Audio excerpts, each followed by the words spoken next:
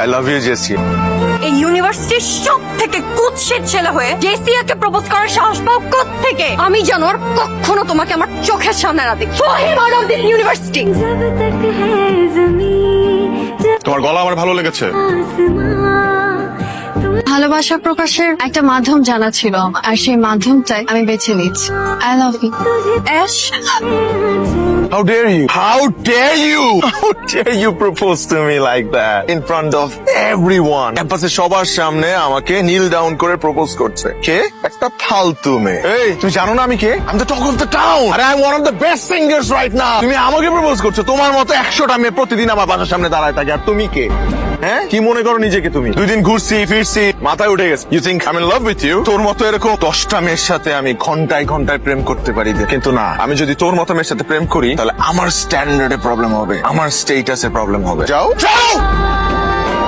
শোন মা, মানুষ অনেক সময় মনের বিরুদ্ধে গিয়েও অনেক কাজ করে, তখন সে কোনো দোষ না করেও কিন্তু অনেকের চোখে দোষী হয়ে যায়। আমাকে এইভাবে ইনসাল্ট না করলে হতো না।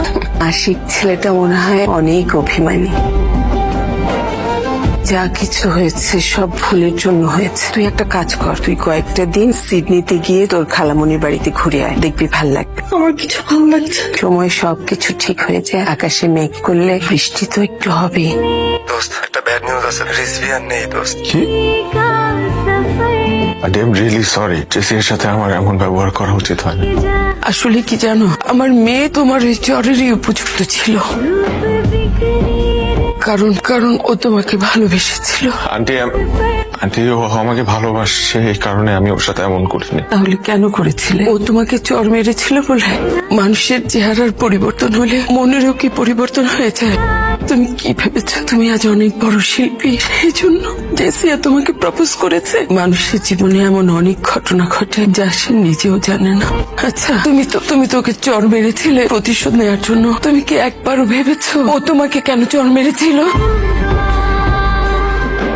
আমি তোমাকে ক্যাম্পাসে একটা ছেলের কথা বলেছিলাম না, যার দাঁত উঁচু, দেখতে যেন কেমন, সেই ছেলেটা? মা আমি না তোমাকে বলেছি তুমি ওকে এসব বলবা না। ও মা, আমার কি দোষ? তুই তো এভাবে বলেছিস আমাকে, বলিসনি? আমি তোমাকে বলেছি ও দেখতে এমন, কিন্তু ওর কিছু কিছু কাজ আমাকে এত অবাক করছে। মানুষ এমনও হয়। ওকে আবার তোর পছন্দ হয়ে যায়নি তো? আচ্ছা মা, ভালো লাগার ভালোবাসা কি এক? ও তুমি ভুলে গেছো তুমি আরমান খানের মেয়ে। তোমার কাছে তো ঘরের পোষ্য প্রাণীও ভালো লাগে। পাপা তুমি যা ভাবছো ওরকম কিছুই না। আমি কিচ্ছু ভাবি না। তুমি আমার একমাত্র মেয়ে, তার মানে এই নয় তুমি যা ইচ্ছে তাই করে বেড়াবে। তুমি আমার আত্মসম্মানে আঘাত করবে, আমার মাথা হেট করবে, আর সব বাবার মতো তোমাকে এত কিছু বোঝানোর সময় আমার নেই। পাপা তুমি How dare you? ভুল বুঝতেছো। তুমি খুব ভালো করেই জানো আমার কাছে আত্মসম্মানের চেয়ে বড় আর কিচ্ছু নেই। এখন তুমি ডিসাইড কর, তুমি ওকে তোমার জীবন থেকে সরিয়ে দেবে নাকি আমি ওকে পৃথিবী থেকে সরিয়ে দেবো। আমার না মাথায় আসছে না, আসলে ওর কাজগুলো আমার চোখে পড়েছে। আর তুই ওকে ভালোবেসে ফেললি? আমি কি বলেছি ওকে ভালোবেসে ফেলেছি? বলেছি ওর কাজগুলো ভালো লাগে। ওই একই কথা যে তোর সাথে ওর কোনো ফ্রেন্ডশিপ নাই, তোকে চিনিস না জানিস না, তুই বাসার গুনগান গাওয়া শুরু করে দিলি। আমি এখন কি করবো ওইটা বল। পাপা ওকে ছাড়বে না, ও ক্যাম্পাসে থাকা ঠিক হবে না। আর ক্যাম্পাসে থাকলে ওর সামনাসামনি পড়তেই পারি। পা ওকে ছাড়বে না, অনেক ভালো একটা ছেলে। আমিও জানি আশিক খুবই ভালো একটা ছেলে, খুবই সহজ সরল। Are you fall in love? I don't know. তুই কি চাস তোর এই একটা কথার কারণে একটা ছেলের জীবন নষ্ট হয়ে যাক? আর তারপর পরে তুমি ওকে প্রপোজ করে বসো। How dare you propose me like that? বাসায় না দেখো না, নিজের ফেস দেখো। তুমি আসো এই চেহারা নিয়ে আমাকে প্রপোজ করতে, আমাকে ভালোবাসার কথা বলতে। আমি জানো আর কখনো তোমাকে আমার চোখের সামনে না দেখি।